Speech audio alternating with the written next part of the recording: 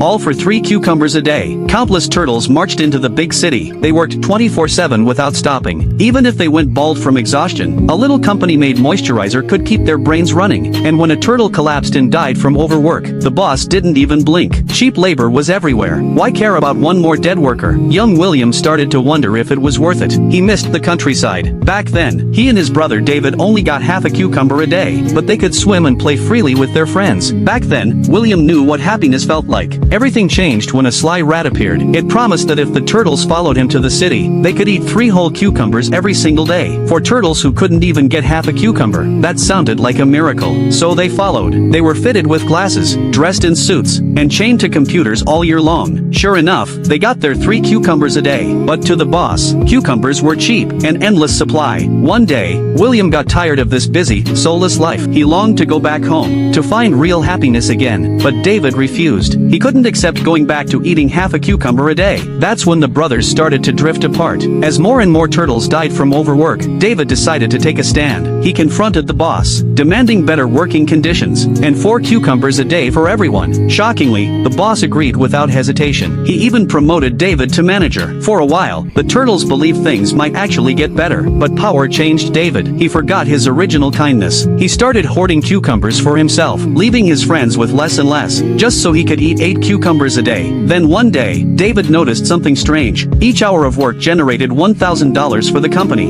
enough to buy 2,000 cucumbers. He finally realized he was being used too. David rallied the turtles and stormed the boss's office. But the boss just laughed and said, "The law here only protects humans. You turtles aren't even as important as dogs. Know your place." Those words lit a fire inside them. If they couldn't even fight for a few more cucumbers, they would have to take power for themselves. The turtles went wild. They stormed through the city, draining the life force from humans. People dropped like flies, and the city descended into chaos. The news screamed for the turtles to be driven out, but no one realized. All the turtles wanted was a fair chance to trade sweat for what they deserved. William watched as everyone lost themselves chasing cucumbers, so he sought out Kitaro, the ghost hunter. Kitaro cornered David, ready to destroy him, but William stepped in. He begged Kitaro to spare his brother. Then he turned to David and said, "The city isn't meant for us. We've all lost ourselves chasing cucumbers. Even a million cucumbers can't compare to the half a cucumber you used to share with me." David froze. He remembered those simple days, when he and his brother had little, but still had enough, when life was free, and they were happy. David removed his glasses. Tears filled his eyes. The city had made him forget who he was. Dreams of fortune suddenly felt empty. Reality and family mattered more. In the end, the turtles all took off their suits. They left the city behind, and returned to their happy little village. So tell me, would you have sided with David, or with William?